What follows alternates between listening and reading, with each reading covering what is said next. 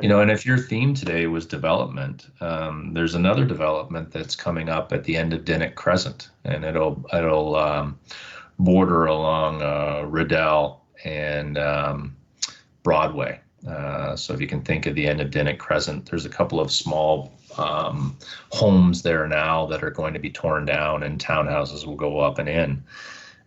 Same thing, it's the density of that land, and the residents in that area are very concerned about the density that's going into that. So that's going to be the next one that's going to come up. But if you're a developer and you're trying to get a great ROI, you want as many properties on that piece of land as you can so that you can increase your profitability and make it a worthwhile venture. I mean, making money is, there's no rule against making money. People should be allowed to do that.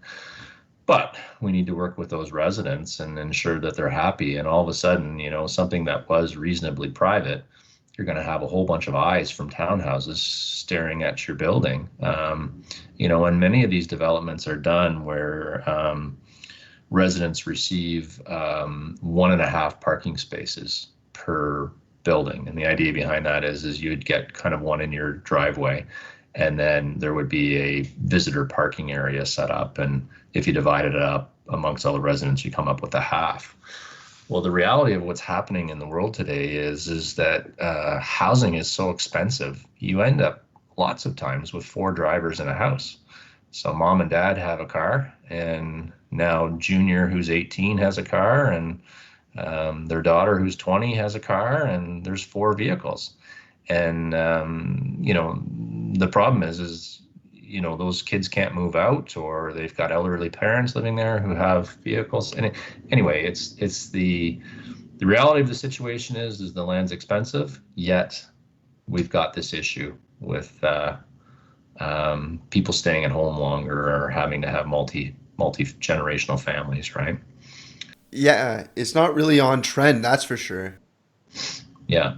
And you know, even if you think about Montgomery Village, where those back laneway buildings were built, you know, dogwood, cottonwood, that sort of thing.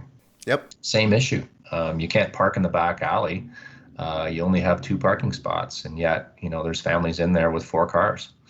So what do you do with that? Now, there is town parking spots that you can park at overnight, but that's painful. You have to drive your car out, you know, 5 minutes away, 3 minutes away, what have you, and get someone to follow you and take you back, and then take you back to your car in the morning. And, you know, these are the problems with these developments, right? Yeah, they're not built for the long term, and they're definitely not built for the conditions of today.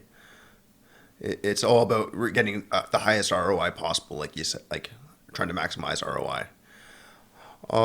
So, was there any more you wanted to say on that? Sorry, I don't want to make sure I'm cutting you off. No, I just think that these are going to continue to be the issues that council will have to deal with. And I certainly don't have the answers for all of these things, but I have a significant amount of empathy for them, you know, as we go forward. So I've been involved with these groups, and they brought their concerns forward to council, and, you know, I'll try and help where I can as we work through these things. But development is difficult to stop. Yeah, it is. It is. Well, like Grow or die too. We don't want our town to stagnate. So it needs to be a nice blend. It's a difficult thing to do. 100%. I mean, you want to keep up the current times, and I mean, honestly, there's a lot of people with the perspective that there's going to be more people working from home, so that'll give people more freedom to move to small towns like ours. And we want to build our town in a place that everyone wants to be. So we do want to grow, and we do want to have progress, but like you said, we still want to, or you never really said this, but well, you kind of did. We want Orangeville to stay Orangeville, or have that Orangeville feel. We don't want it to turn into Mississauga. Yeah, I think that lots of the reasons why we all live here is there's a beautiful downtown, and lots of neat family things to do. It's a wonderful place to raise your kids, and you know, I think some people are concerned about losing that. And for me, again, back to Hanson, that it doesn't fit the story for me. You know, maybe we'll all be surprised, but I spent a bit of time studying that, and I just I don't think it answers the questions for me. And this council job that I have, it's not my main role. I have a full-time job. This is it wouldn't sustain a family, being a part-time counselor in Orangeville. And I fully admit I'm renting that seat, and I need to be respectful of that seat for whomever comes in after me. And that's what I'm trying to do is make sure that we're making great decisions. But in fairness, so is the rest of council too. We have a really good group, and they're all trying to make the best decisions for the town in which they live. And even though I don't necessarily agree, I respect. Well, I think a lot of people have that feeling. I mean, that was one thing Darren said too. He's like, we're so lucky to have we're a lot better off having the council we do now. Like, we are lucky as a town. It has improved things, that's for sure. Well, in fairness, I think in the election in my mind, there was two issues. There's always more, but the two big ones were is I pay too much in taxes, and I'm embarrassed by the council that we have. And I don't mean to cast aspersions on that last council. And I won't go through names, but I have great respect for the individuals on that council. And a few of them have been kind enough to spend time and mentor me on, hey, this is how you do this, and this is what's been done in the past, that sort of thing. So highly intelligent people who have a lot of care and concern for Orangeville. I just think at times if you get a group together, potentially it doesn't work. You could have all the great players on a sports team, but sometimes it just doesn't gel. And for whatever reason, that group just didn't gel together, and it got very difficult for them, especially in the back half of their mandate, to move things forward. Unfortunately, I've been on the end of a vote a few times now with council where, the police in particular, Hanson is one. I'd struggle to find others, but I'm sure there are.